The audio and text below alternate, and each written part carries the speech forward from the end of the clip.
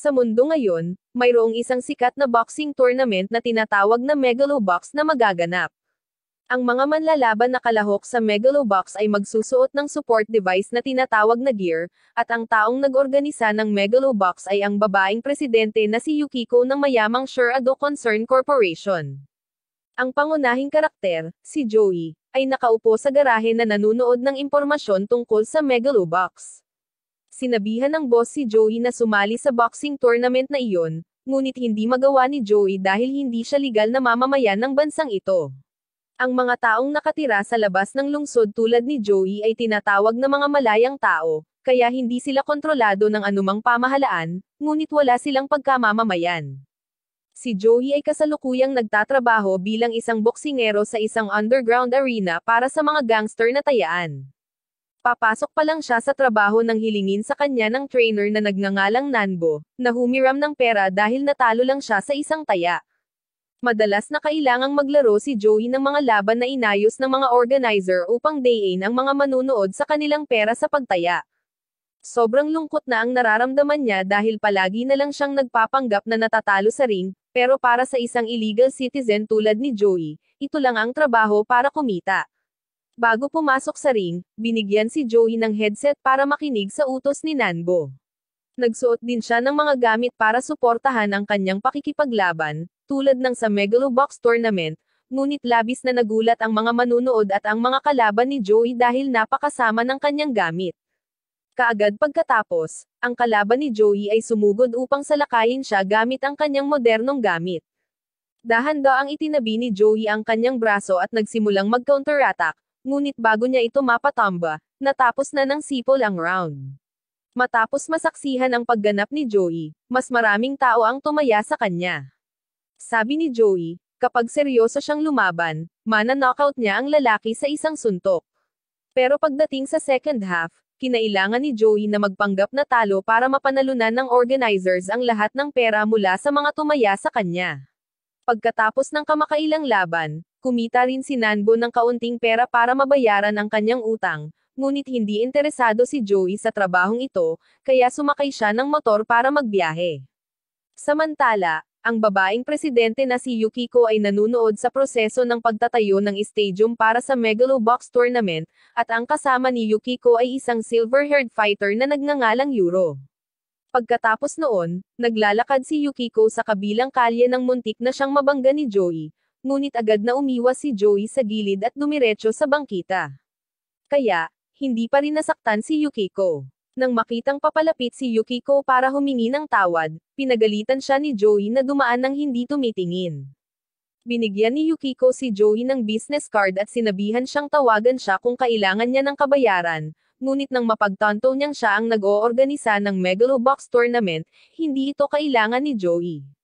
Aalis na sana si Yukiko nang biglang sabihin ni Joey na basura lang ang kanyang Megalobox tournament. Kaya naman, mabilis na humarap si Yuro at humingi ng laban kay Joey para protektahan ang kanyang amo. Ngunit bago pa man makapagsimula ang dalawa, sinabihan ni Yukiko si Yuro na bumalik sa kanya kinaumagahan.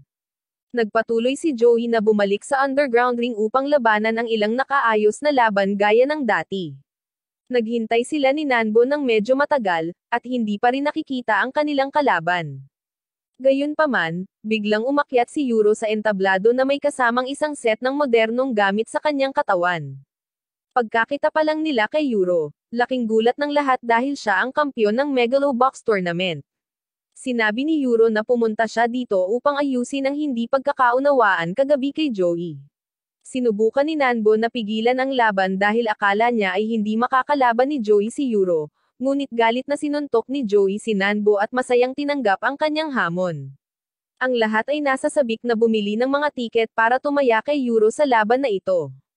Sa sandaling magsimula ang laban, si Joey ay sumugod upang salakayin si Yuro ngunit hindi siya nagawang tamaan. Binigyan lang ni Yuro ng mahinang suntok si Joey, na naging sanhi ng bahagyang pinsala sa mukha ni Joey. Pagkatapos, sinabi ni Yuro na matatalo niya si Joey sa isang kamay lang. Gaya nga ng sinabi niya, pinabagsak niya si Joey, kahit kaliwang kamay lang ang ginamit niya. Pagkatapos, sinabi ni Nanbo kay Joey na manatiling tahimik sa sandaling makita siyang ibinagsak ni Yuro sa sahig, ngunit matigas pa rin siyang tumayo at ipinagpatuloy ang hindi natapos na laban. Gayunpaman, sa pagkakataong ito ay matagumpay na naiwasan ni Joey ang kaliwang pag-atake ni Yuro. Binato niya ng suntok ang mukha ni Yuro, dahilan para magamit ni Yuro ang kanang kamay para harangin ang suntok. Tunay na nakikilala na ni Yuro ang mga kakayahan ni Joey, kaya lalaban siya gamit ang dalawang kamay para maunawaan ni Joey kung ano talaga ang Megalobox. Nagmamadaling sinalakay ni Joey si Yuro nang sinuntok niya ito ng isang malakas na suntok. Dahil sa suntok ni Yuro, napahiga si Joey sa sahig at unti-unting nawalan ng malay, kaya idineklara ng referee na panalo si Yuro. Gayunpaman, nang papaalis na si Yuro sa underground ring, biglang tumayo si Joey at gustong ipagpatuloy ang pakikipaglaban, ngunit tumanggi si Yuro dahil ayaw niyang makipaglaban sa isang mahinang tao tulad ni Joey. Sinabi ni Yuro na kung nais ni Joey na magpatuloy sa pakikipaglaban, kailangan niyang lumahok sa torneo ng Megalobox at pagkatapos ay makipagkita sa kanya sa finals. Sumakay ng motorsiklo si Joey para magpahangin pagkatapos ng kahihiyang pagkatalo kay Yuro. Nagpasya siyang sasali siya sa Megalobox tournament para muling labanan si Yuro. Kasabay nito, natuklasan din ni Yukiko na pumunta si Yuro sa underground arena upang labanan si Joey, kaya pinaalalahanan ni Yukiko si Yuro na hindi siya pinapayagang pumunta sa underground arena tulad ng dati. Pagbalik niya sa underground arena, agad na tinanong ni Joey si Nanbo na humanap ng paraan para matulungan siyang sumali sa Megalobox tournament. Ngunit sinabi ni Nanbo na imposible iyon dahil si Joey ay hindi legal na mamamayan dito, na-mention ang katotohanan na ang apat na pinakamalakas na manlalaban lamang ang may karapatang lumahok sa torneo ng Megalobox. Sinabi ni Nanbo kay Joey na talikuran ang pag-iisip na iyon, at maghanda para sa kanyang paparating na laban. Ayon sa pagsasaayos ng mga organizers, ngayong araw ay kakailanganing matalo si Joey sa 5th round, ngunit hindi pinakinggan ni Joey ang mga salita ni Nanbo at sa halip ay tinalo ang kanyang kalaban sa isang suntok lamang. Pagkatapos noon, dinala si Nanbo upang makipagkita sa boss ng ring na ito, na nagngangalang Fujiro, upang humingi ng tawad dahil hindi sinunod ni Joey ang trabaho. Napilitan si Nanbo na magtrabaho kay Fujiro para mabayaran ang utang na hiniram sa kanya, kaya sa sobrang takot niya sa kanya ay kinailangan niyang lumuhad at humingi ng tawad hanggang sa siya ay masugatan, ngunit gusto pa rin niyang kunin ang natitirang mata niya para parusahan siya.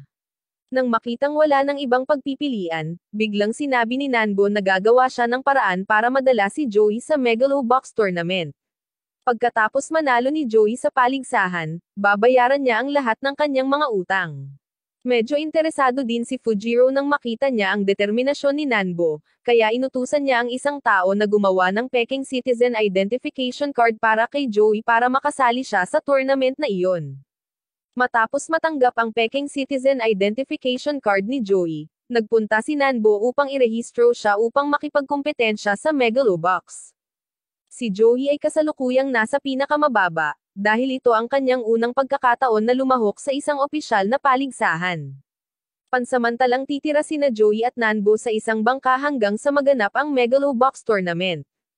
Malinaw na naiintindihan ni Joey na kailangan niyang makapasok sa finals upang magkaroon ng pagkakataong harapin si Yuro, ngunit sinabi ni Nanbo kay Joey na huwag pansinin si Yuro ngunit ituon ang pansin sa pagkatalo sa mga kalaban sa harap niya upang umakyat sa ranggo. Sinabi ni Nanbo na ang gear na ginagamit ni Yuro ay ang pinaka-advanced na uri na ginawa ng Sure-Ado Concern Corporation. Ang gamit na iyon ay direktang nakakabit sa katawan ni Yuro bilang bahagi niya. Samantala, isang grupo ng mga batang walang tirahan ang nagplanong magnakaw ng mga bagay sa palengke, at habang hindi ito pinapansin ng may-ari ng camera store, inalis nila ang kanyang mga kamera.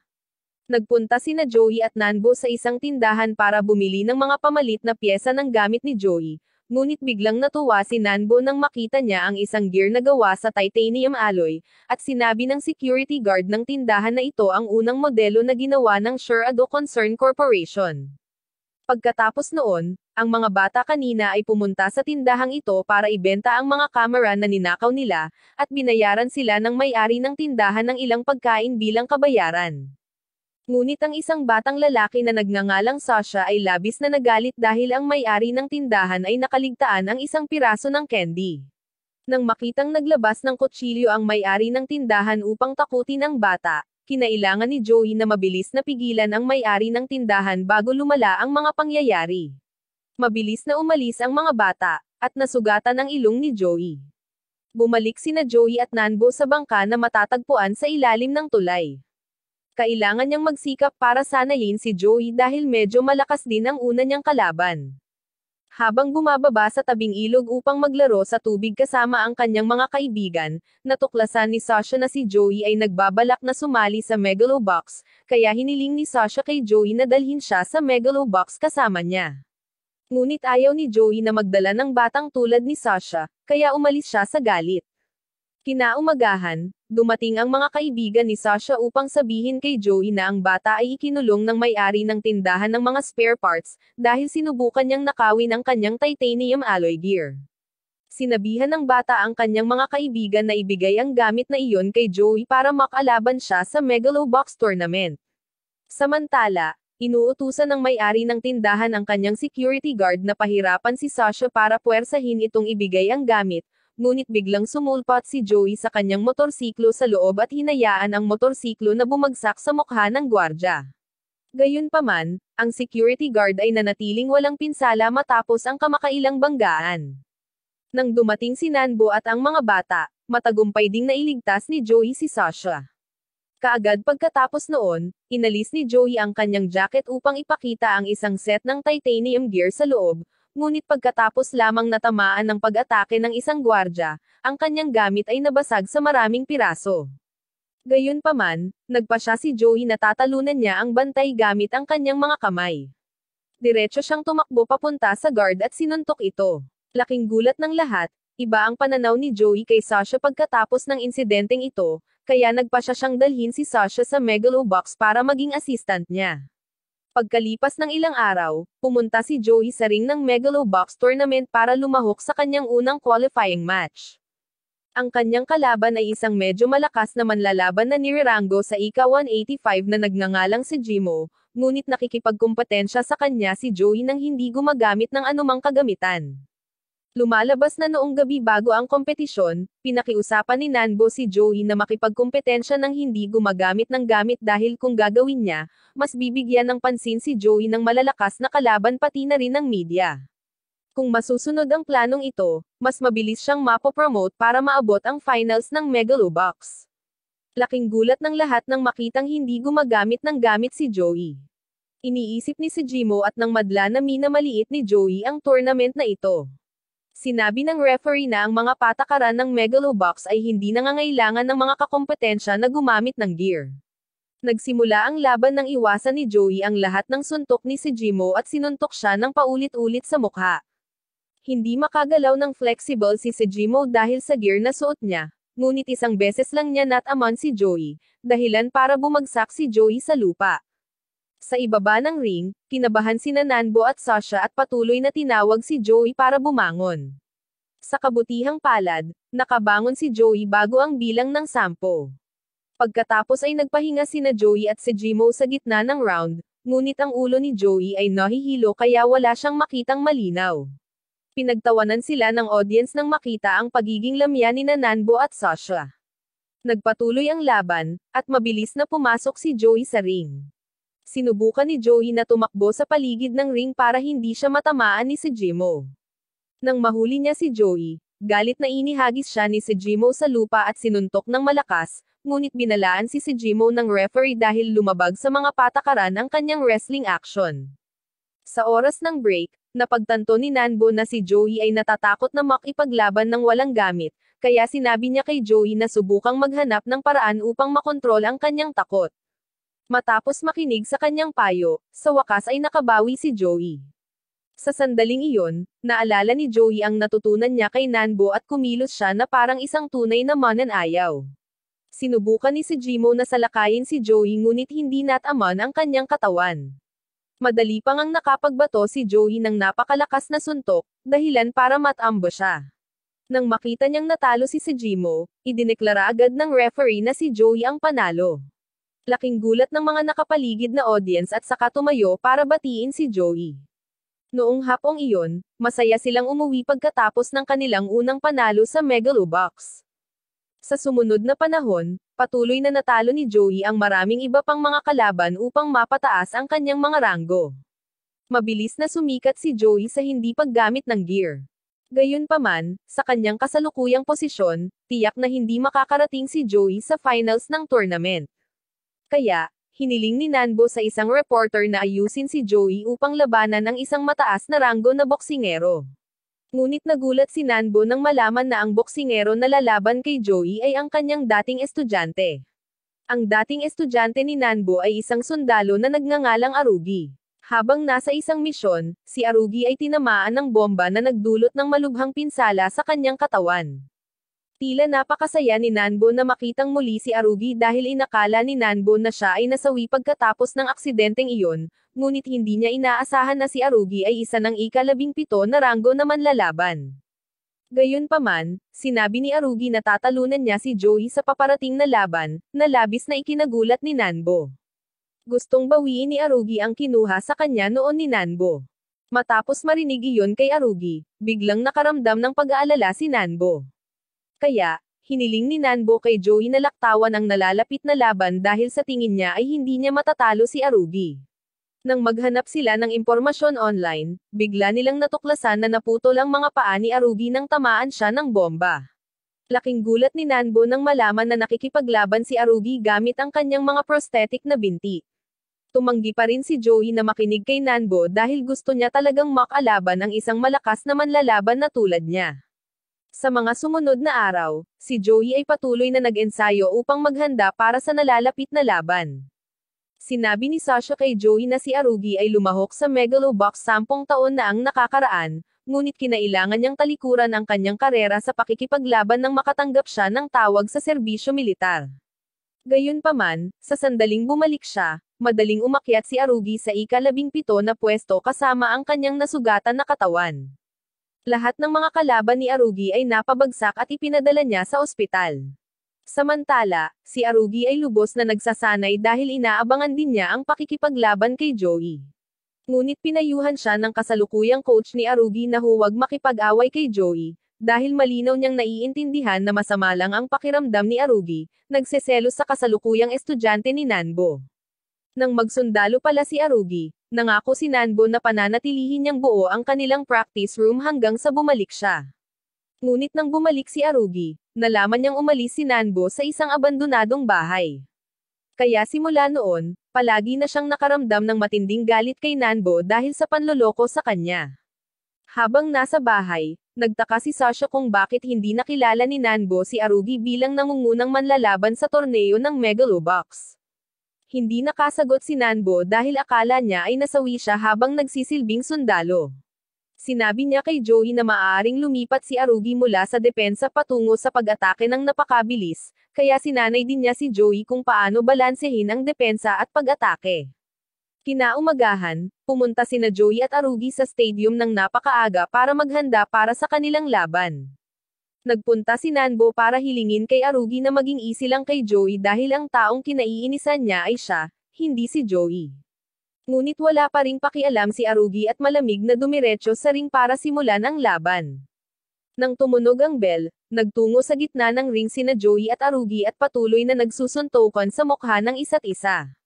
Ngunit hindi tulad ng mga naunang kalaban ni Joey, si Arugi ay maaaring kumilos ng napakabilis. Nagsimula pa lang ang laban sa loob ng 1 minuto, at si Joey ay ibinagsak niya sa sahig. Gayunpaman, nang magpakita ng pag-aalala si Nanbo, dahan-daang tumayo si Joey at patuloy na humarap kay Arugi. Ngunit hindi pa rin makahanap ng paraan si Joey para ma-counterattack si Arugi dahil napakabilis niyang tumama. Napagtanto ni Nanbo na sinamantala ni Arugi ang mga bukal sa ilalim ng kanyang prosthetic na binti upang makagalaw ng mas maayos. Napakabilis ng suntok ni Arugi kaya hindi nakapag-react si Joey sa oras, at susuntukan na sana siya ni Arugi sa mukha ng palm ito ang referee para tapusin ang unang round. Sinabi ni Nanbo kay Joey na talikuran na ang laban na ito dahil naisip niyang hindi matatalo ni Joey si Arugi, ngunit pinilipit ni Joey ang braso ni Nanbo at sinabing hindi siya susuko hanggat hindi niya ito matatalo.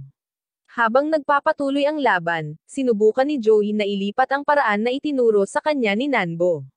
Nang makita iyon, labis na nagalit si Arugi at sinuntok si Joey. Dahan-daang tumayo si Joey tulad ng dati at nagpatuloy sa pakikipaglaban. Sa halftime break, naalala ni Arugi ang panahon noong siya ay estudyante ni Nanbo. Si Nanbo ang nagturo sa kanya kung paano kontrolin ang balanse sa pagitan ng depensa at pag-atake, tulad ng ginawa ni Joey. Naisip ni Nanbo na sinusubukan ni Arugi na talunin si Joey sa kanyang harapan, ngunit pagkatapos ng ilang sandali ng pakikipaglaban, biglang napagtanto ni Joey na walang balak si Arugi na maghiganti kay Nanbo. Kasi simula pa lang ng ikatlong round ng si Arugi ay patuloy na naghagis ng mga suntok na kasing lakas ng mga martilyo sa mukha ni Joey. Ngunit hindi pa rin sumuko si Joey, kahit ilang beses siyang sinuntok ni Arugi. Matapos masanay sa bilis ni Arugi, isang beses siyang nataman ni Joey. Napakalakas ng suntok ni Joey ngayon kaya pinilit ni Arugi na bumangon. Maaari na ngayong salakayin ni Joey si Arugi sa halip na dumpense tulad ng dati. Tuwang-tuwa si Nanbo nang makitang sinimulan na ni Joey na ilapat ang mga bagay na itinuro niya. Tuloy-tuloy na naghagis ng malalakas na suntok si Joey, dahilan para dumpense si Arugi, ngunit tumanggi pa rin si Arugi na matalo kay Joey. Kaya naman, sinubukan niyang bawian ito. Nagkaroon ng pantay na laban ang dalawa sa harap ng cheer ng lahat ng manunood. Gayunpaman, habang nagsusuntukan ang dalawa, biglang pumito ang referee para tapusin ang round. Sa halftime break, sumuko si Arugi dahil wala na siyang lakas para ipagpatuloy ang laban. Kaya, idineklara ng referee na si Joey ang nanalo, na ikinatuwa ni Nanbo at Sasha. Nagdesisyon na pala si Arugi na magretiro pagkatapos ng laban na ito dahil hindi na maganda ang kanyang kalusugan. Kaya, gusto niyang maging stepping stone para matulungan niya si Joey na umasenso. Sinabi ni Arugi na kahit kailan ay hindi talaga siya nagdamdam kay Nanbo hanggang ngayon. Malaki pa nga ang pasasalamat niya kay Nanbo sa paghatid sa kanya sa napakagandang boxing sport na ito. Samantala, ang Sure Ado Concern Group ay pumili ng 3 manlalaban upang maabot ang semifinals ng Megalobox, ngunit ang media ay interesado lamang sa isang manlalaban na hindi gumagamit ng gear, tulad ni Joey. Alam na rin ngayon ni Yuro na tinalo ni Joey si Arugi para umakyat sa ika-17 pwesto sa rangkang. Matapos talunin si Arugi, kumalat ang pangalan ni Joey sa bawat sulok, at siya na ngayon ang naging pagmamalaki ng mga malayang tao na naninirahan sa labas ng lungsod. Samantala, naghahanda na rin ang nakatatandang kapatid ni Yukiko na si Mikio na magkaroon ng laban sa nangungunang 4 na manlalaban sa rangkang. Nakatayo si Nanbo sa labas ng arena, nagmamasid sa laban nang biglang dumaan si Yukiko sa kanila. Kaya, maginhawang sinabi ni Nanbo na tiyak na aayusin ni Yukiko na dalhin ang kanyang kapatid sa semifinals. Ngunit sinabi ni Yukiko na wala siyang kinikilingan sa sinuman dahil ang Megalobox ay isang patas na paligsahan. Gumagamit si Mikio ng gear na maaaring automatikong pag-aralan ang lahat ng galaw ng kanyang kalaban, at ang gear na iyon ay automatikong lalaban para kay Mikio nang hindi siya nangangailangan ng anumang pagsisikap. Kaya naman, matapos ang ilang rounds, madali niyang natalo ang top 4 boxers. Susunod na kailangang labanan ni Joey si Mikio para magpasya kung sino sa kanila ang makakapasok sa semifinals. Nais ni Joey na mag-ensayo ng husto bago ang kanilang laban, ngunit hindi pa rin ganap na nakaka-recover ang kanyang katawan mula noong laban kay Arugi. Samantala, nais ng mga miyembro ng Sure Ado Concern na dalhin si Mikio sa semifinals nang hindi na kailangang labanan si Joey dahil, kung tutuusin, siya ay isang pangunahing miyembro ng mayaman at makapangyarihang korporasyong ito. Gayunpaman, hindi sumang-ayon si Yukiko sa ideyang iyon dahil naisip niya na ito ay hindi patas.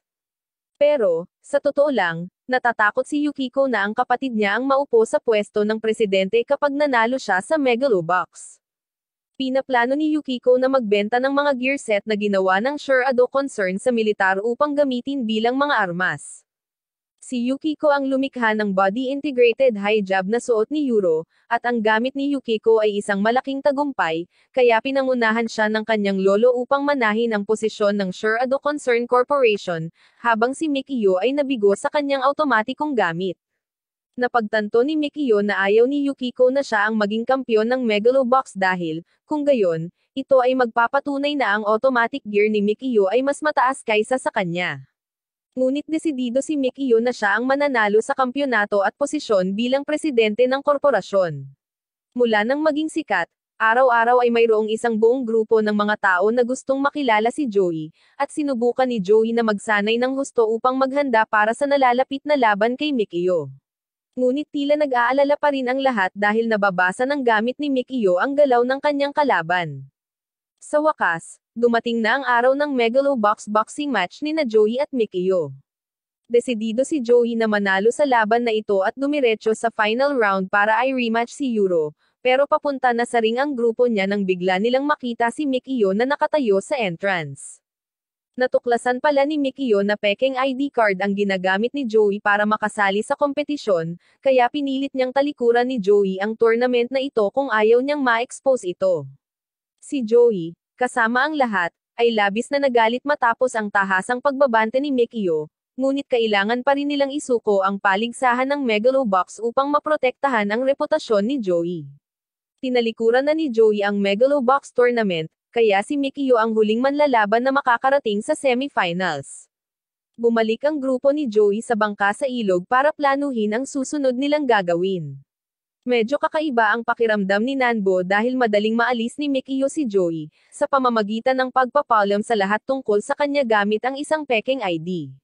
Kaya naisip niyang may kinatatakutan si Mikio tungkol kay Joey na ayaw niyang malaman ng iba. Ilang oras na lang ang natitira bago ang seremonya para i-anunsyo ang 4 na semifinalist, kaya hiniling ni Nanbo kay Boss Fujiro na gamitin ang kanyang mga koneksyon para imbestigahan si Mikio. Sinabi ni Fujiro na hindi madedetect ni Mikio ang pekeng ID na ginawa niya. Inisip na lang ni Mikio na hindi sila mamamayan ng lungsod na ito dahil sikat na sikat sila sa underground arena. Kaya sigurado si Fujiro na walang ebidensya si Mikio para akusahan si Joey. Sinabi ni Fujiro na may kilala siyang lalaki na madalas pumunta sa underground arena para tumaya, na nagngangalang Mizuharo. Si Mizuharo ay dating inhinyero na nagtatrabaho sa Sure Ado Concern. Pagkatapos noon, nagpadala si Fujiro ng isang tao upang ibalik si Mizuharo upang humingi sa kanya ng ilang lihim na impormasyon sa loob ng Sure Ado Concern. Sinabi ni Mizuharo na minsan siyang tinanggap ng Sure Ado Concern upang lumikha ng bagong henerasyong kagamitan. Lumahok din si Mikio sa proyekto ng Sure Ado Concern na bumuo ng mga bagong uri ng gear, ngunit sa huli, ang gear na binuo ni Yukiko ang napili bilang opisyal na modelo dahil ang automatikong gear ni Mikio ay nakatagpo ng masyadong maraming mga error sa labanan. Gusto na ngayon ni Mikio na talunin si Yuro para patunayan na superior ang gamit niya. Sinabi rin ni Mizuharo na mababasa lamang ng gear ni Mikio ang galaw ng mga kalaban na gumagamit ng gear, kaya napagtanto ni Nanbo na hindi kayang talunin ni Mikio ang mga kalaban na hindi gumagamit ng gear, tulad ni Joey. Alam din ni Nanbo na ayaw hayaan ni Yukiko na maabot ng kanyang kapatid ang semifinals, kaya nag-isa siyang pumunta kay Yukiko para hilingin kay Joey na makipag-rematch kay Mikio. Ngunit agad siyang tumanggi dahil automatikong sumuko si Joey sa nakaraang laban kay Mikio. Nasa bahay na ngayon sina Joey at Sasha, naghihintay kung makukumbansi ni Nanbo si Yukiko or hindi. Nagbanta si Nanbo na kung hindi, ikakalat niya ang balita na nanloko ang Sure Ado Concern Corporation para makapasok si Mikio sa semifinals. Ngunit ikinulong ni Yukiko si Nanbo sa isang silid at pumunta sa opening ceremony ng semifinals. Habang nagsasanay, nakita ni Joey ang mga paputok ng seremonya sa lungsod. Tumawag si Nanbo para ipaalam kay Sasha na nabigo siyang kumbansihin si Yukiko, ngunit sumakay na si Joey sa kanyang motor at dumiretso sa opening ceremony. Si Yuro at 2 Western fighters ang napili para makapasok sa Megalobox semifinals. Naghahanda si Yukiko na ipahayag si Mikio bilang ika-4 na manlalaban na napili nang biglang nagpakita si Joey. Hiniling ni Joey kay Yukiko na hayaan siyang makipag-spar kay Mikio. Sa sandaling makita niya si Joey, hinamak siya ni Mikio na parang aso at sinabihan ang security guard na sipain siya palabas.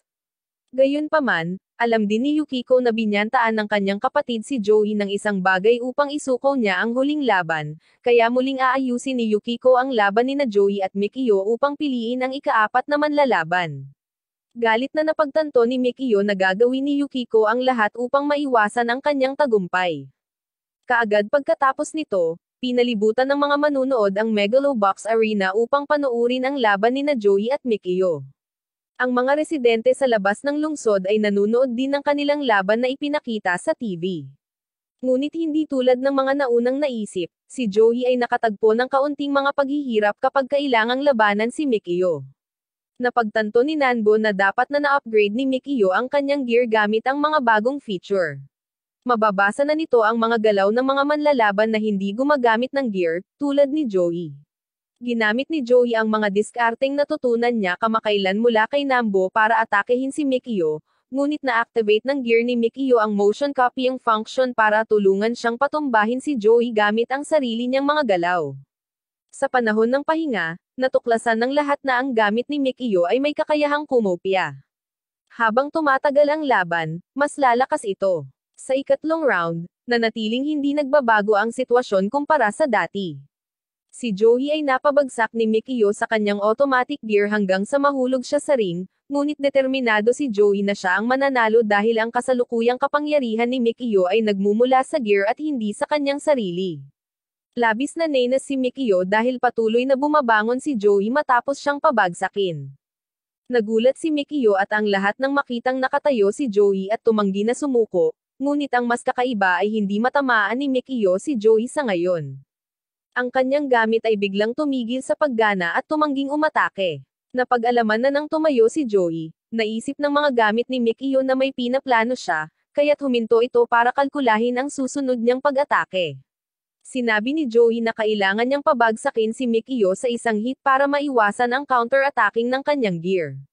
Pagkatapos noon, gumamit ng defenseless mode si Joey para harapin ang mga gamit ni Mikio, pero inisip ng mga nakapaligid na audience na nanghina na si Joey kaya ganoon siya, habang naghihintay sina Nanbo at Sasha sa finishing blow ni Joey.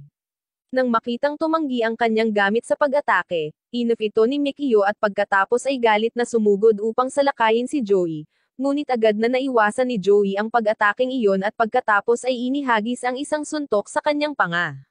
Matapos tamaan ng suntok ni Joey, bumagsak si Mikio sa sahig at nawalan ng malay.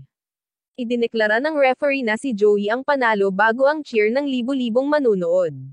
Ayon sa orihinal na kontrata, si Joey ang ika-4 na boksingero na mapipili para makapasok sa semifinals ng Megalobox.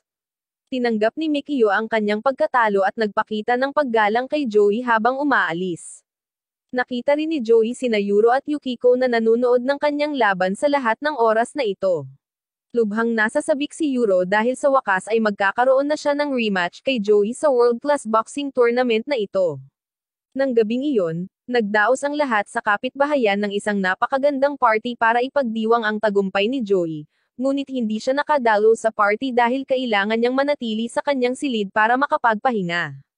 Masayang kumakain at umiinom ang lahat nang biglang dumating si Fujiro, at tinawag si Nanbo para makipag-usap.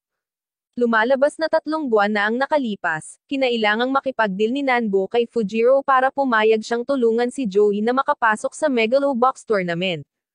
Gusto niyang magkunwaring tila matatalo si Joey sa semifinals para linlanggan ang audience sa pagtaya ng pera. Kung kayang ayusin ni Fujiro ang mga resulta ng paparating na laban, kikita siya ng malaking pera. Hindi makatanggi si Nanbo kay Fujiro dahil may utang pa itong malaking halaga sa kanya. Nang malaman ni Joey na matagal na siyang sinasamantala ni Nanbo, agad niya itong sinuntok sa galit at saka sumakay sa kanyang motorsiklo. Kahit ang munting Sasha ay labis na nadismaya nang mapagtanto niyang niloko sila ni Nanbo. Kinabukasan, nagsagawa ng press conference ang Sure-Ado Concern Group para sa 4 na pinakamalakas na manlalaban, ngunit hindi dumating si Joey sa press conference. Sa halip, pumunta siya sa bahay ng matandang nag-aayos ng sasakyan para manood ng TV. Samantala, pinilit ni Nanbo si Sasha na pumunta sa isang lugar kasama niya. Alam ni Nanbo na ginagamit din ni Sasha si Joey para sa personal na layunin, hindi lang siya. Sinabi ni Engineer Mizuharu kay Nanbo na ang ama ni Sasha ay dating nagtatrabaho sa Sure-Ado Concern Corporation, ngunit ang lolo ni Yukiko ay may pinaslang na ama ng bata upang protektahan ang mga lihim ng kumpanya. Kaya't nang masawi ang kanyang ina, hiniling ni Sasha na sundan si Joey sa Megalobox upang humanap ng paraan upang maipaghiganti ang kanyang ama. Pagkatapos, biglang dinala ni Nanbo si Sasha sa labas ng isang mansyon na tinutuluyan ni Yukiko. Parang nag-organize siya ng napakagarang party para imbitahan ang mga business partners niya. Pagkatapos, binigyan ni Nanbo si Sasha ng isang maliit na kutsilyo at sinabi sa kanya na kunin ang buhay ni Yukiko upang ipaghiganti ang kanyang ama, ngunit pagkatapos ng ilang sandali ng pag-iisip, ang bata ay walang sapat na lakas ng loob na gawin ang malupit na bagay na iyon. Malinaw na naunawaan ni Nanbo na kung tumanggi si Joey na lumahok sa pagsasaayos ni Fujiro, tiyak na aalisin niya ang mga ito. Kaya hiniling ni Nanbo kay Yukiko na alagaan si Sasha hanggang matapos ang torneo ng Megalobox. Nang malaman niyang pinaslang ng kanyang lolo ang ama ni Sasha, agad siyang pumayag na bumawi sa bata. Kinabukasan, nagsimula ang unang semifinal sa pagitan ni Yuro at ng isang boksingero mula sa Spain na nagngangalang Peter. Inimbitahan ni Yukiko ang ilang kinatawan mula sa militar na panoorin ang laban para makita ang performance ng gear na ginagamit ni Yuro. Pagpasok pa lang ng laban, patuloy na inaatake ni Peter si Yuro gamit ang kanyang napakalakas na suntok. Medyo nataranta siya nang makita niya si Yuro na napakadaling maka-counterattack. Nagkaroon ng pantay na laban ang dalawa sa harap ng mga cheer ng libu-libong manunood, ngunit matagumpay na inihagis ni Yuro ang isang suntok mula sa ibaba ng panga nito para talunin si Peter. Matapos talunin si Peter, si Yuro ang naging unang boksingero na umabot sa huling round. Nang gabing iyon, nakatayo si Joey sa tabi ng ilog at ninanamnam ang simoy ng hangin nang bigla niyang makitang pinapasil ni Yuro ang kanyang aso sa paglalakad. Nang makita niya si Yuro na papalapit sa kanya, pinuri ni Joey ang kanyang suntok na ginamit niya kanina, ngunit determinado pa rin si Joey na makalusot sa semifinals upang magkaroon ng tunay na laban kay Yuro. Kinaumagahan, nagpadala si Nanbo ng headset sa kinaroroonan ng tagapag-ayos ng sasakyan at hiniling na ibigay ito kay Joey. Hinawakan ito ni Joey at dumiretso sa arena para sa kanyang semifinal match. Sa semifinals, makakaharap ni Joey ang isang boksingero mula sa Amerika na nagngangalang Glenn. Sumang-ayon si Joey na isa katuparan ang pinakamalaking deal-fixing deal sa kasaysayan ni Fujiro. Nakaupo si Nanbo sa isang VIP room kasama si Fujiro, naghihintay na magsimula ang laban. Pagkatapos noon, dahan-daang pumasok si Glenn sa ring sakay ng napakakul na gold-plated na kotse, at nagulat ang lahat nang makitang pumasok si Joey sa ring dala ang kanyang lumang gamit. Ngunit naisip nila na si Joey ay naglagay ng mga gamit dahil si Glenn ay mas malakas kaysa sa kanyang mga naunang kalaban. Nang makita ni Nanbo si Joey na ganoon, naintindihan niya na pumayag siyang sundin ang plano ni Fujiro dito. Hindi makapaniwala si Yuro na isinuko na ni Joey ang kanyang pride para magsuot ng gamit. Samantala, nakatayo sa labas si Sasha at ang kanyang mga kaibigan na nanonood ng laban. Galit na tumakbo ang bata dahil hindi niya inaasahan na papayag si Joey na sundin ang plano ni Fujiro. Sa mga unang minuto ng laban, patuloy na kinailangan ni Joey na tumakas mula sa mga pag-atake ni Glenn, tinulungan siyang makatagal sa unang kalahati. Napagtanto ni Fujiro na sinusubukan ni Joey na kumilos upang maiwasang makilala ng madla. Nagsisimula pa lang ang second half nang sumugod agad si Joey para salakayin si Glenn. Sinabi ni Nanbo na dapat makaligtas si Joey sa ikalawang round para magtagumpay ang plano, kaya sinubukan ni Joey na panatilihin ang kanyang distansya mula kay Glenn at patuloy na sinuntok siya sa mukha. Nang matapos ang ikalawang round, mabilis na dumami ang mga taong tumataya kay Joey. Pauwi na si Sasha nang bigla siyang nalungkot sa pagsasamantala kay Joey para sa kanyang paghihiganti. Sinabi ni Nanbo kay Joey na pagkatapos ng laban na ito, siya ay magiging malaya, ngunit nalito si Nanbo nang sabihin ni Fujiro na kailangan nilang magtrabaho para sa kanya magpakailanman. Gayunpaman, nang si Joey ay na-corner ni Glenn, si Sasha ay biglang tumakbo sa ring at sinabi ng bata kay Joey na ipaglaban ang kanyang sarili. Ngunit bumagsak si Joey matapos magtiis ng sunod-sunod na malalakas na suntok mula kay Glenn. Biglang sumulpat si Yuro sa ring para himukin si Joey na tumayo. Si Nanbo ay nakikipag-away sa mga nasasakupan ni Fujiro dahil ayaw na niyang gawin ang maruming trabahong ito. Sinabihan niya si Joey na manalo sa laban na ito upang matupad ang kanyang pangarap. Nang marinig iyon, inalis ni Joey ang kanyang gamit para makipaglaban kay Glenn. Matagumpay niyang napatumba si Glenn gamit ang isang suntok sa mukha. Idineklara ng referee na si Joey ang panalo. Masayang tumakbo si Sasha sa ring para yakapin si Joey. Kinikilala ni Yuro si Joey bilang ang pinakamalakas na manlalaban na nakilala niya. Pagkatapos noon, tumakbo sina Joey at Sasha sa VIP room para iligtas si Nanbo, ngunit kinuha ni Fujiro ang natitirang mata ni Nanbo para bayaran ang kanyang utang. Hinayaan niyang kunin ni Joey si Nanbo at sinabing simula ngayon, wala na silang utang sa isa't isa. Si Yukiko ay pumirma ng isang kontrata sa negosyo sa militar. Ang army ay sabik na makitang mapanalunan ni Yuro ang kampyonato gamit ang kagamitang iyon, ngunit biglang gustong alisin ni Yuro ang kanyang gamit para makipaglaban kay Joey.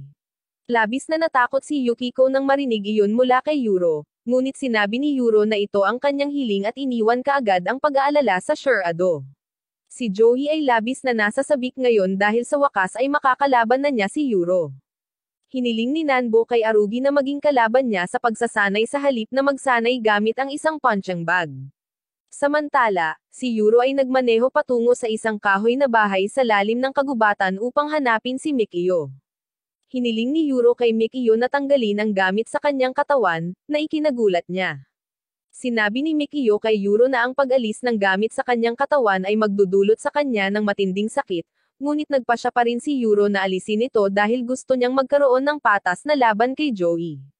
Pumunta rin si Yukiko sa bahay ni Mikio pagkatapos niyang tanggalin ang gamit sa katawan ni Yuro. Sa ngayon, wala pa ring malay si Yuro sa kama, at aabutin ng isa pang araw para magising. Ngunit pagkaraan ng ilang araw, nakita ni Yukiko si Yuro na nagmamadaling pumasok sa pagsasanay sa sandaling makagalaw siya. Samantala, si Joey at ang lahat ay nag-e-enjoy sa kanilang day off bago ang final match. Dumating si Yukiko para sabihin kay Joey na inalis na ni Yuro ang kanyang gamit para labanan siya, kaya tuwang-tuwa si Joey at nagpatuloy sa pagsasanay upang maghanda para sa huling laban kay Yuro. Sa wakas, dumating na ang araw ng climactic match ni na Joey at Yuro. Binigyan ni Nanbo ng lucky charm si Joey para tulungan siyang makaiwas sa mga suntok ni Yuro. Pagkatapos noon, lahat ng tao sa paligid ng ring ay labis na nagulat nang makita si Yuro na wala ring suot na gamit para makipaglaban. Nagkaroon na ngayon ng masalimuot na galos ang katawan ni Yuro matapos tanggalin ang gamit. Si Joey at Yuro ay may pantay na tugma na hindi mapagpasyahan, ngunit medyo mas mahusay pa rin si Yuro kaysa kay Joey dahil mayroon siyang mas mabilis na bilis ng pag-atake. Nagawa niyang ibagsak si Joey sa ring gamit ang isang malakas na suntok. Gayunpaman, nagawa pa rin ni Joey na tumayo bago umabot sa 10 ang bilang. Matapos ang ilang sandali na makipagpalitan ng suntok, matagumpay na nasuntok ni Joey si Yuro sa mukha. Tuwang-tuwa ang mga nanonood dahil sa intense ng laban nilang dalawa. Patuloy silang lumalaban hanggang sa ika-13 round ngunit hindi pa rin natapos ang laban na ito, kaya't sama-sama silang naglunsad ng isang mapagpasyang suntok upang tapusin ang mahabang labanan na ito. Nang marinig ang resulta ng laban, biglang napaluha si Yukiko. Parehong malubhang nasugatan sina Joey at Yuro, kaya pansamantalang nakansela ang kanilang huling laban. Makalipas ang isang taon, nagtayo si Nanbo at ilang mga bata sa grupo ni Sasha ng isang maliit na silid para sa pagsasanay.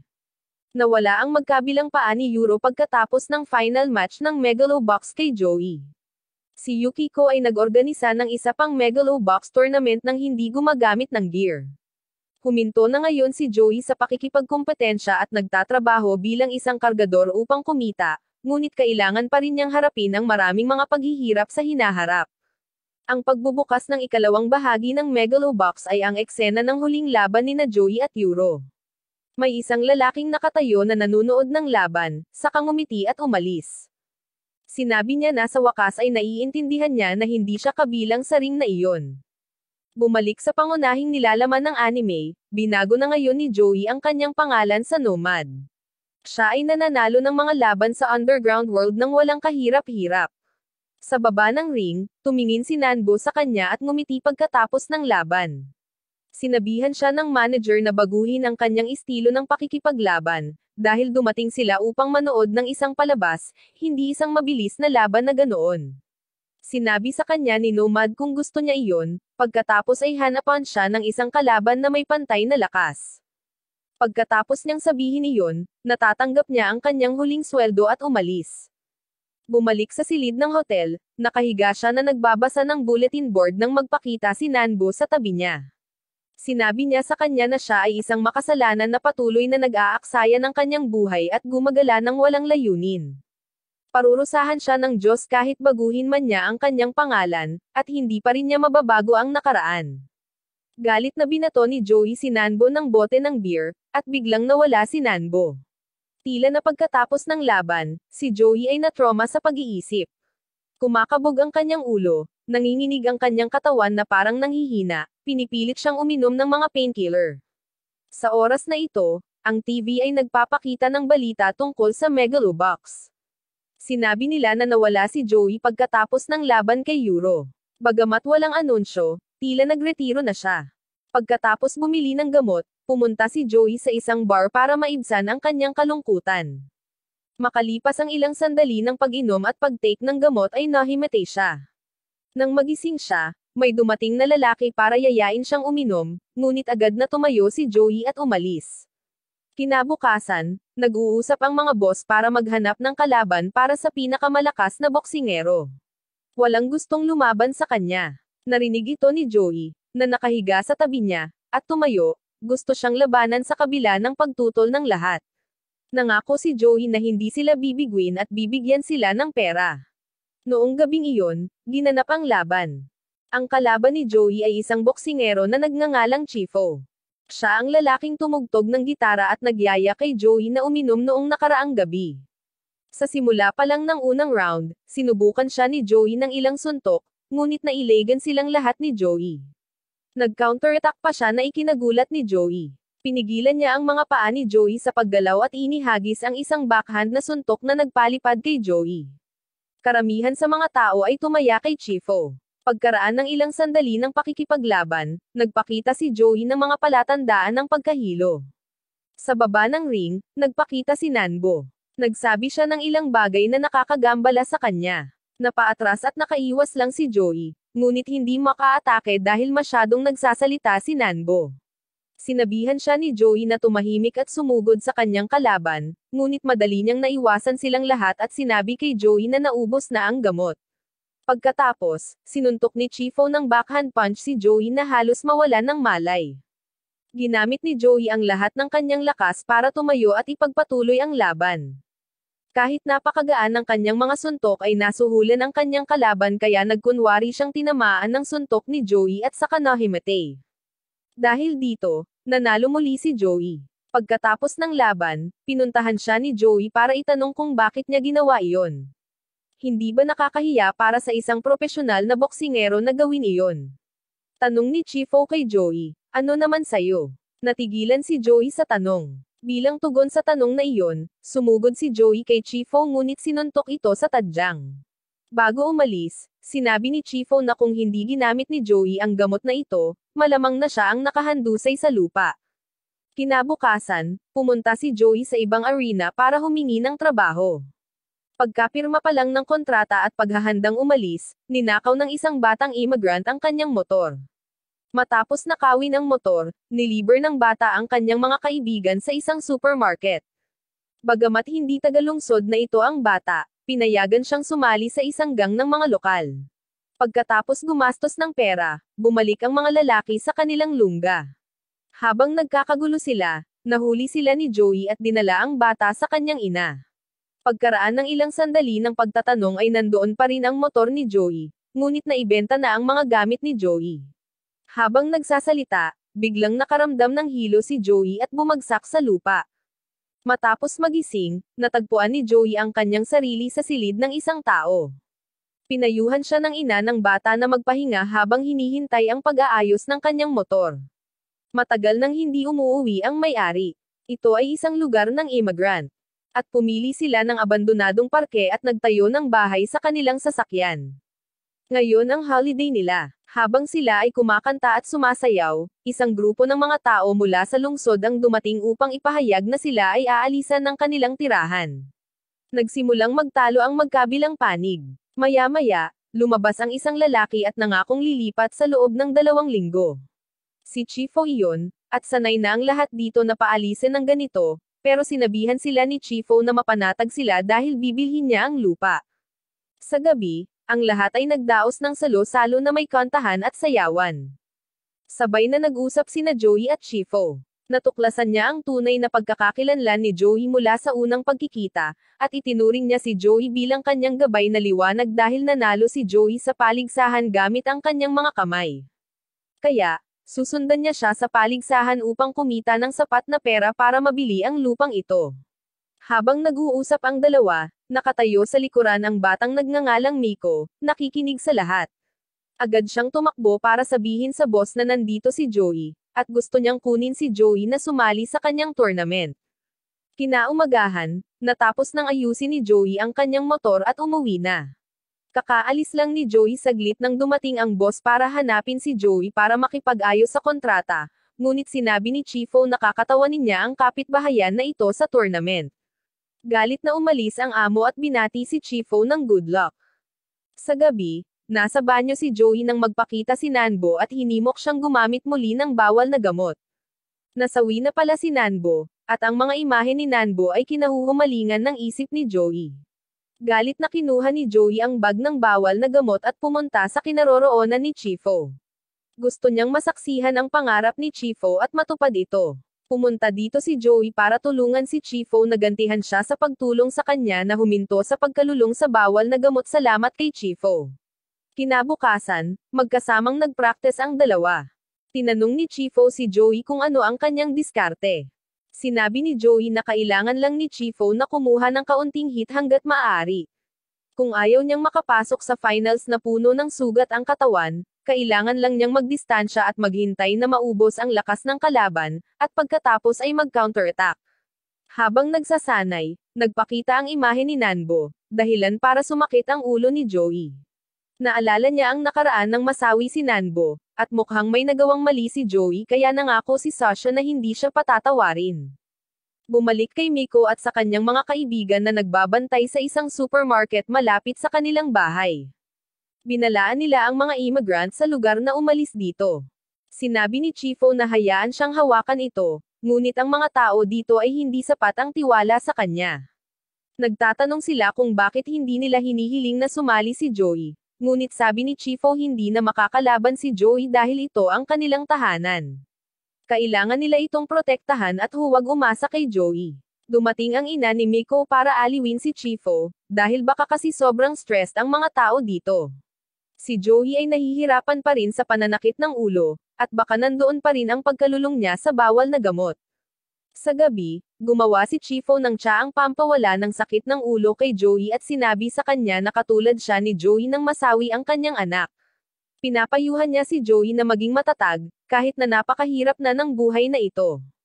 Kinaumagahan, nagaganap ang unang laban ni Chifo at gayon din ang pagbubukas ng paligsahan sa lungsod. Ang kalaban ni Chifo ay pinangalanang Camilo. Walang nag-iisip na mananalo si Chifo, ang madla ay tumataya kay Camilo. Sa pagsisimula ng laban, patuloy na sinuntok ni Camilo si Chifo, na tinakpan lang ang mukha para harangin ang mga suntok para maubos ang stamina ng kalaban.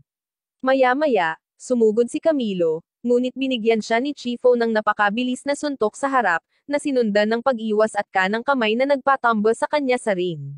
Masyadong madali ang tagumpay para kay Chifo. Pagbalik sa silid, pinuri ni Joey ang ina ni Miko sa pag-aalaga ng mga gamit ni Chifo, ngunit sinabi niya na ang kagamitan ay ginawa ni Chifo at ng kanyang anak. Ang kanyang anak ay ginawa ito para sa isang defensive na estilo, ngunit isang araw, nasawi ang kanyang anak. Nasira din ang gear, at nahulog si Chifo sa kalungkutan. Upang matandaan ang lugar kung saan sila nakatira ng magkasama, susubukan niyang bilhin muli ang lupang ito. Matapos marinig iyon, naramdaman ni Joey na muli niyang natagpuan ang kanyang sarili. Nagpasya siyang mag-ahit at magpagupit ng buhok. Si Chifo ay nakikipaglaban sa isang tila malakas na kalaban. Paulit-ulit na hinahampas ng kalaban si Chifo na hindi na ito makahinga. Sa pahinga, sinabihan ni Joey si Chifo na magpanggap na matamaan at bumagsak tulad ng sa laban kay Joey. Panatilihin ang isang ligtas na distansya upang ang suntok ay hindi mapanganib. Pagkatapos, inaakit ni Chifo ang kalaban na suntukin siya. Nagkunwaring bumagsak si Chifo at naghahabol ng hininga. Nakita ito ng kalaban at sumugod siya para tapusin siya, ngunit sinamantala ni Chifo ang kahinaan ng kalaban at sinuntok niya ang tadyang ng kalaban, dahilan upang siya ay bumagsak sa sahig. Isa na namang panalo para kay Chifo at pasok na sa finals. Pagbalik niya sa bahay, isang arson attack ang nangyari, at ang mga salarin ay si Miko at ang kanyang mga kaibigan. Sumugod si Chifo sa apoy para kumuha ng kung ano. Gusto pala niyang isave ang mga larawan ng kanyang pamilya. Nagpa siya si Miko na tumakas sa bahay matapos aminin na siya ang sanhi ng sunog.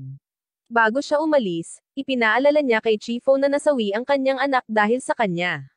Naalala ni Joey ang imahe ni Sasha na sinisisi siya. Kinabukasan, bago ang susunod na laban, binisita nilang dalawa ang puntod ng mga yumao.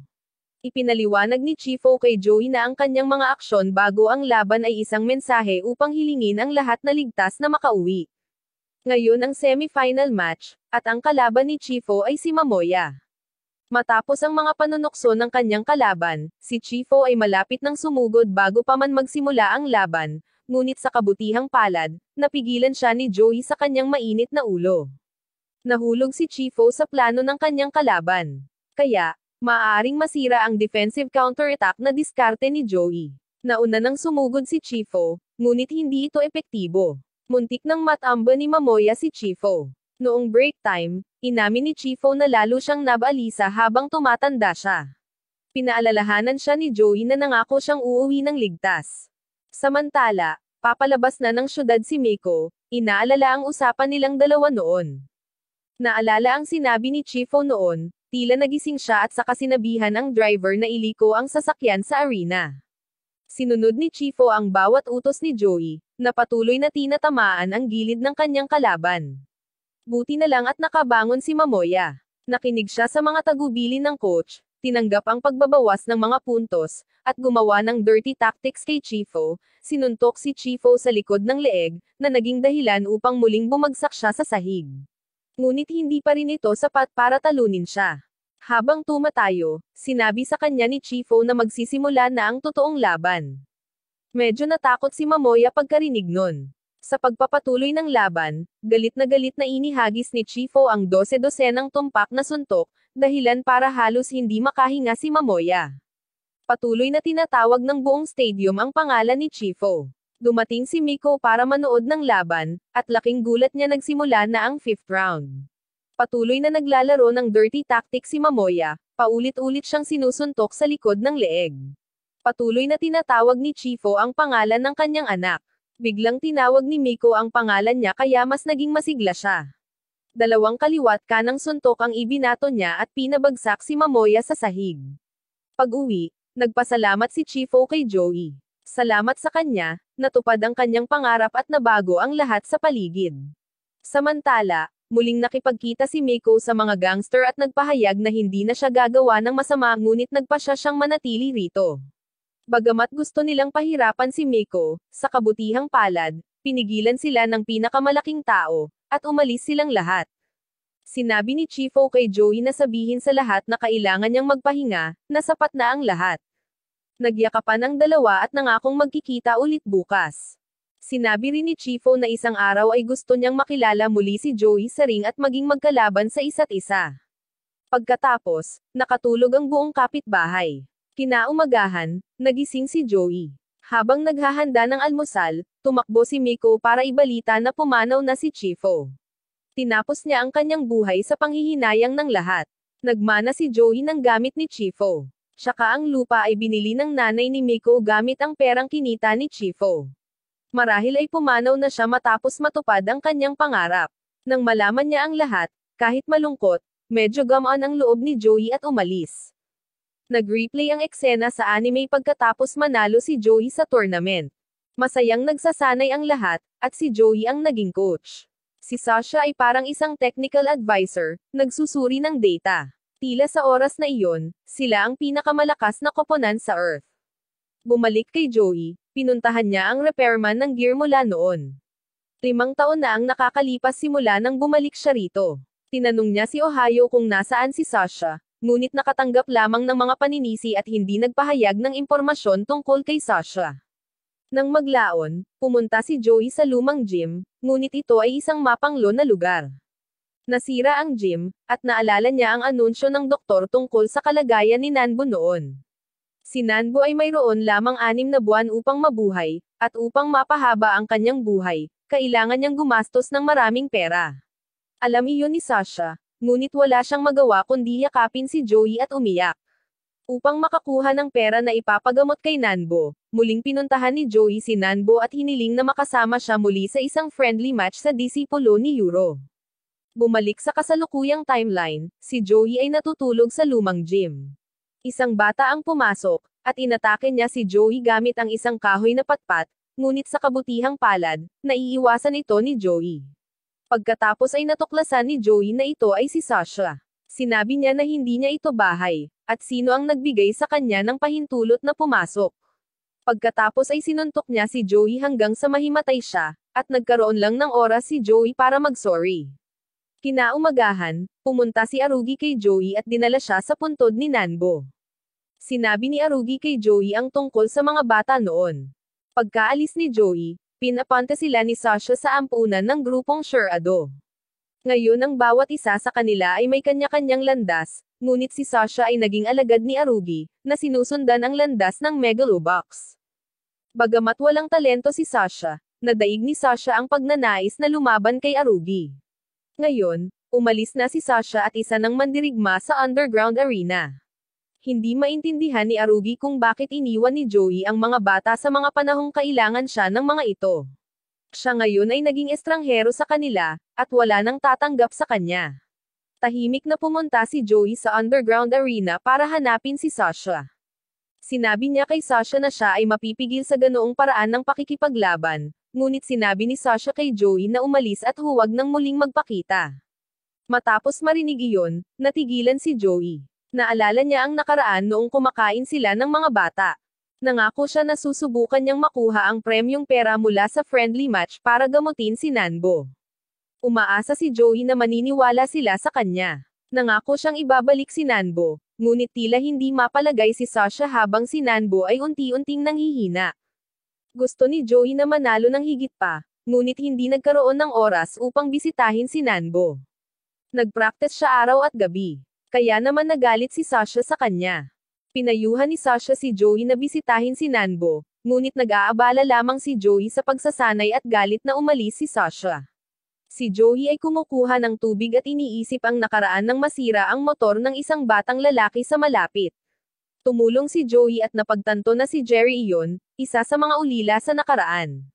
Si Jerry na ngayon ang may-ari ng isang restaurant sa lungsod. Dahil nagmamadali siyang iwasan si Joey, ibinaba niya ang advertisement ng restaurant. Samantala, nasa restaurant ni Jerry ang grupo at tinatalakay ang pagbabalik ni Joey. Biglang may nagpakita na dalawang customer para kunin ang isang bata. Sumugod si Sasha para protektahan ito gamit ang isang bote ng beer, at nagawa niyang itaboy ang dalawang lalaki. Kinabukasan, habang wala ang lahat, dumating sila para guluhin ang restaurant at kinuha ang business license ni Jerry, at underground fighters din sila. Nang malaman ito ni Sasha, hinabol niya ang mga ito, gusto niyang humarap ang boss at harapin ito, ngunit naisip niya na kasalanan ito ni Sasha. Hiniling ni Sasha sa kanila na ibalik ang lisensya sa negosyo, at ibibigay niya sa kanila ang lahat ng premyong pera mula sa paligsahan. Pero una, may kondisyon sila, kailangang talunin muna ni Sasha si Yoma, isang higanteng manlalaban. Kasabay nito, hinanap ni Joey ang matandang boss para hilingin sa kanya na tumulong na protektahan ang lahat sa huling pagkakataon. Pagkatapos ay dinala niya si Joey sa lugar ni Sasha at sinabi sa kanya na papalitan ni Joey si Sasha sa laban kay Yoma. Agad na inayos ang laban na nagpaalala kay Joey ng friendly match noon sa alagad ni Yuro. Lumaban siya habang si Nanbo ay nasa napakaseryosong kalagayan.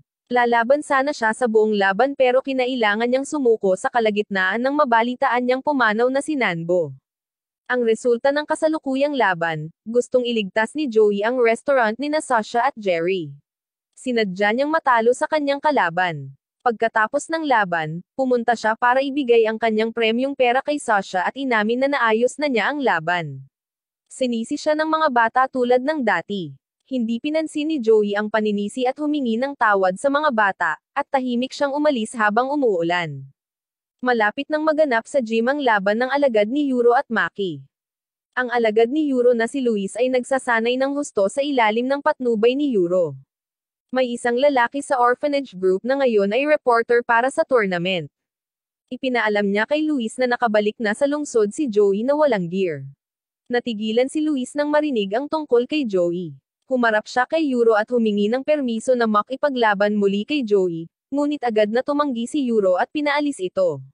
Umupo si Yuro at ang coach at nag-usap sa isa't isa. Alam ng coach na gustong kalabanan ni Luis si Joey dahil pipilitin niya ang sarili sa limitasyon tulad ng ginawa ni Yuro.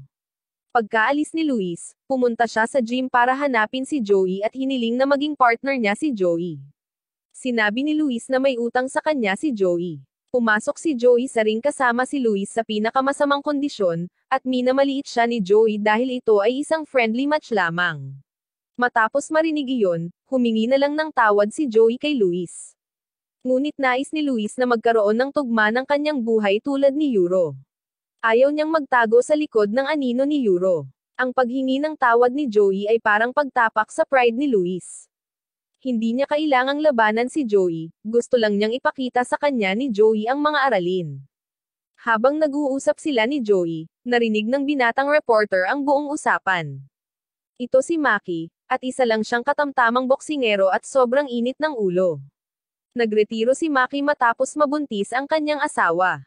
Nang maglaon, naging pulis siya. Matapos iligtas ang isang batang lalaki sa isang kaguluhan, isang bala ang tumama sa kanyang gulugad, na nag-iwan sa kanya na paralisado. Matapos makoma si Maki saglit, may isang binatang negosyante na nagngangalang Ryugo. Nagdala siya ng bagong paraan ng paggamot para mag-eksperimento kay Maki. Tinawag itong brain coding system. Ang namumuhunan para sa proyektong ito ay ang presidente ng Sherado Corporation. Pagkatapos gumaling, bumalik si Maki sa ring, na kumakatawan sa kumpanya ni Ryugo. Mula noon, patuloy siyang nananalo sa bawat laban. Tinatawag nila itong panahon ni Maki. Sinabi ni Maki na ang kanyang layunin na manalo ay para sa kanyang pamilya. Pagkatapos ay pumunta si Joey sa gym ni Luis.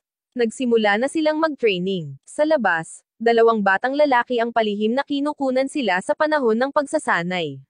Si Joey ay pinahirapan saglit, pagkatapos ay unti-unting huminahon at gumanti.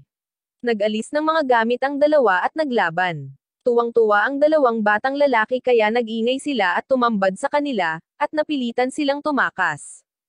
Kinabukasan, ang practice match ni Joey ay iniulat ng batang mamamahayag.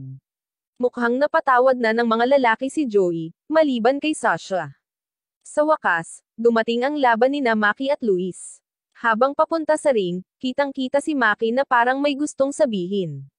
Umakyat silang dalawa sa ring na ikinatuwa ng lahat. Nagdadasal si Maki bago ang laban, at nakilala ni Joey na ang gawain nito ay katulad ng gawain ni Chifo. Tumunog ang first round whistle. Sinubukan ni Luis na depensahan ang mga suntok ni Maki, at ang bahagyang pagkawala ng balanse ay naging dahilan ng pagbagsak niya sa sahig. Sa pagtatapos ng unang round, nakaharang ang lakas ni Maki sa bilis ni Luis.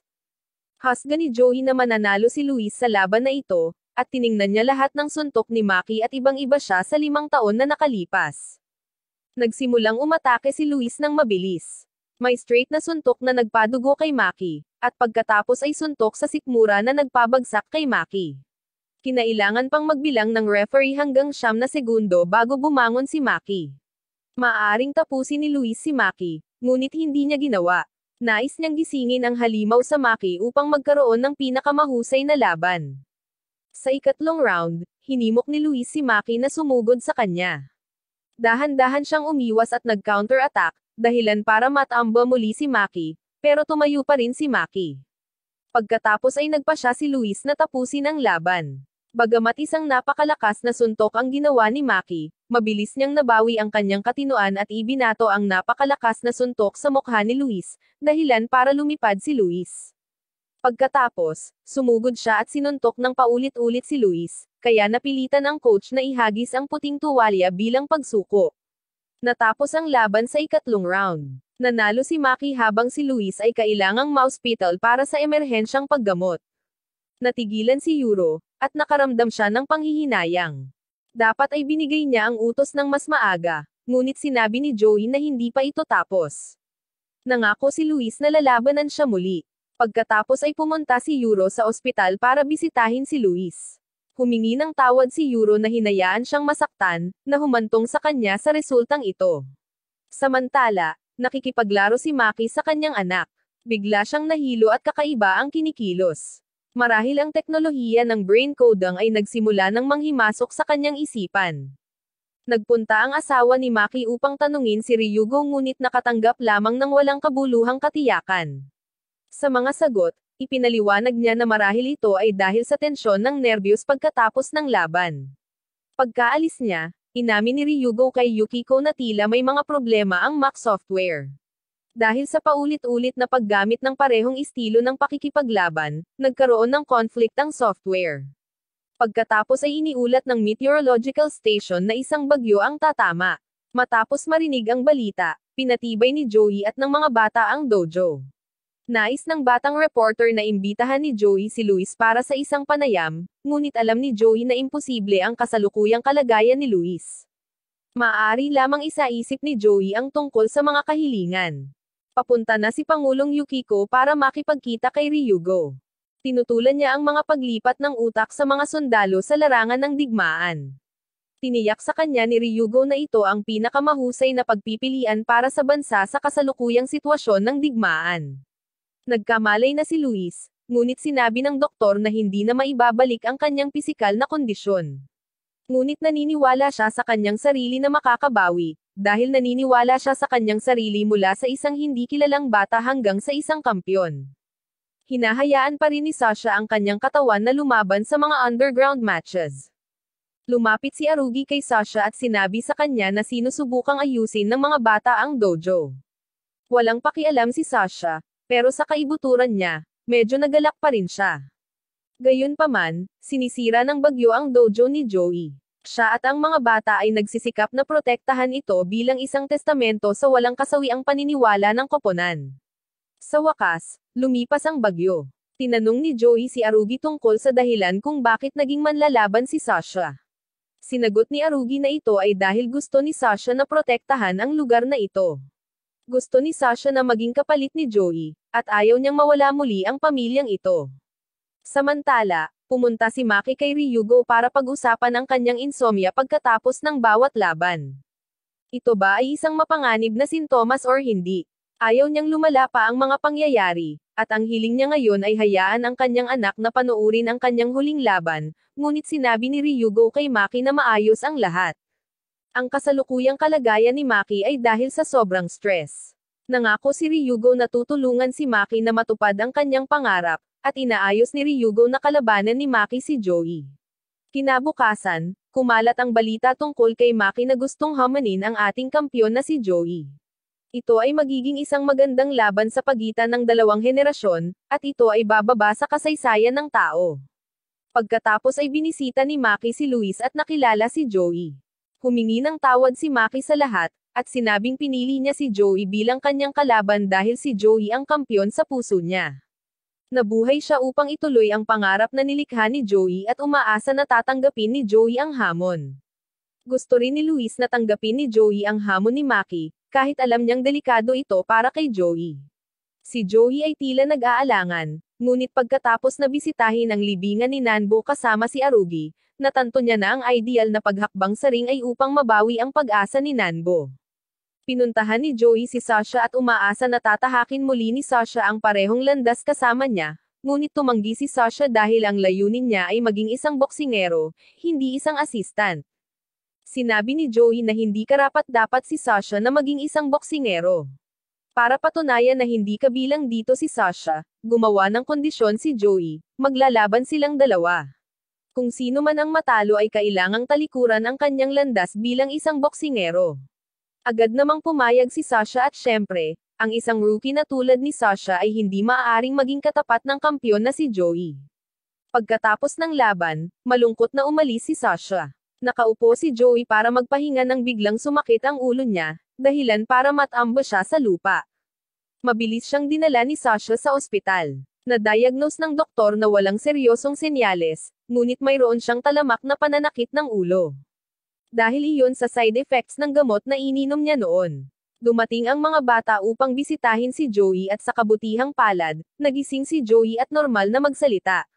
Sinabi ni Joey na okay lang siya at pagkatapos sinabi ng chubby na lalaki na sinabi ni Nanbo ang parehong salita noon, pero ngayon natatakpan na ng damo ang libingan niya. Nangako si Joey na hindi na niya hahayaang mag-alala muli ang mga ito. Samantala, pumunta naman ang assistant ng presidente sa asawa at anak ni Maki para pag-usapan ang epekto ng brain transplant, pero optimistic pa rin ang misis. Nang makita niyang maayos pa rin si Maki pagkatapos ng mga laban, sinabi niyang babasahin niya ang dokumento mamaya. Si Joey at ang lahat ay nagdaos ng isang pagdiriwang kung saan sinabi ni Joey sa lahat ang tungkol sa kanyang paglalakbay. Pagkatapos ng laban kay Luis, pinag-usapan niya ang tungkol kay Chifo at kung paano siya tinulungan ni Chifo na umalis sa mga bawal na gamot. Maya-maya, dumating sina Yuro at Sasha para sumali sa party. Muli, tinanong ni Joey ang lahat tungkol sa kanyang desisyon na sumali sa laban kay Maki. Pinayuhan siya ng karamihan na tumanggi dahil mahina ang kanyang katawan, ngunit sinabihan ni Sasha si Joey na lumaban at ipaubaya na lang kay Sasha ang paghahagis ng tuwalya. Sinuportahan din siya ni Yuro at mukhang mas may tiwala si Joey sa pagkakataong ito. Papasok siya sa ring na suot ang gamit ni Chifo, bitbit ang pag-asa ng kanyang anak at ng lahat. Ayon sa pagtatasa ng data ni Ryugo, ang mga mapanganib na lugar ni Maki ay nagsimulang magpakita ng higit pa. Ang utak ay na-overload, na makakaapekto sa kanyang kalusugan, ngunit hindi ito pinansin ni Ryugo. Naisip niya na ang data ay nasa ilalim pa rin ng kontrol. Ang mga abnormal na senyales ni Maki ay tila pinakahalata sa kanyang asawa. Maraming beses na siyang nawalan ng kontrol sa kanyang pag-uugali at nagpanik sa kanyang anak. Nagpakita ng ebidensya ang kanyang asawa sa mga dokumento ng Pangulo, ngunit hindi ito pinaniwalaan ni Maki. Tiniyak niya sa kanyang asawa na ang balita ay ganap na gawa-gawa. Sa puntong ito, ipinagtapat ng kanyang asawa na habang siya ay nakoma pagkatapos ng digmaan, upang iligtas ang kanyang anak si Ryugo ay maghahanap ng organ donor para sa kanyang anak, at bilang kapalit, si Maki ay lalahok sa pagsasaliksik ni Ryugo. Nang walang ibang pagpipilian, kailangan niyang tanggapin ang alok. Matapos malaman ang lahat, galit na tumakbo si Maki kay Ryugo para turuan siya ng leksyon, ngunit sinabi niya na salamat sa kanya na nakamit ni Maki ang kaluwalhatian ngayon. Salamat sa kanya na nailigtas ang kanyang anak. Matapos marinig ang mga dahilan, masisisi na lamang ni Maki ang kanyang sarili. Noong gabing iyon, hindi siya umuwi. Naglibot-libot siya sa mga kalye at bumagsak sa isang sulok na may hawak na bote ng alak. Kinabukasan, sina Joey at Arugi ay pumasok sa pagsasanay na may moto ng pagdepensa muna at pag-counterattack sa bandang huli, pagdepensa upang pabagalin ang atake ng kalaban. Sa technical room, nagtulungan sina Sasha at Ohio para mapabuti ang gamit ni Joey. Pinalitan ito ng bagong balat upang bigyang daan ang mas komportableng hanay ng paggalaw. Ilang araw nang hindi umuuwi si Maki. Nakahiga siya sa kotse, kamukha niya si Chifo bago siya nasawi. Biglang may dumating na pulis para tingnan ang sasakyan at ito pala ay ang kanyang dating kasamahan. Pagkatapos ay naalala nila ang nakaraan. Pinuri ng lalaki ang kamakailang mga laban ni Maki. Sinusubaybayan nila ang lahat ng kanyang mga laban, at hinangaan nila kung paano napunta si Maki mula sa isang taong halos mawalan ng malay tungo sa isang kampyon. Naalala ni Maki ang mga unang araw niya sa torneo, ang mga unang araw na nakilala niya ang kanyang asawa, ang mga masasayang sandali kasama ang kanyang anak. Ang buong proseso, mula sa pagiging pulis hanggang ngayon, ay nag-udyok sa kanya na umuwi. Napagtanto niya na ang kanyang pamilya ang lahat ng mayroon siya, at ayaw niyang mawala ito. Pagkatapos ng muling pagsasama-sama ng pamilya, pinuntahan ni Maki si Ryugo para sabihin sa kanya na hindi na siya magiging papi niya. Lalaban siya sa sarili niyang paraan. Si Ryugo ay humiling lamang sa kanya ng good luck at huwag ipahiya ang buong kumpanya. Makalipas ang ilang araw, naganap ang super classic na laban. Napakainit ng laban kaya kailangang manood ang lahat sa loob at labas ng lungsod. Ang buong stadium ay puno ng mga tao, abala sa bawat salita ng host.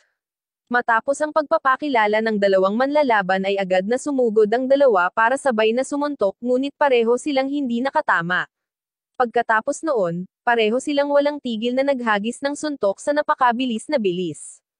Bagamat ginamit ng husto ni Maki ang kanyang napakatinding estilo ng pakikipaglaban, hindi sinasadyang nataman siya ng suntok ni Joey, na naging sanhi ng pagdugo nito.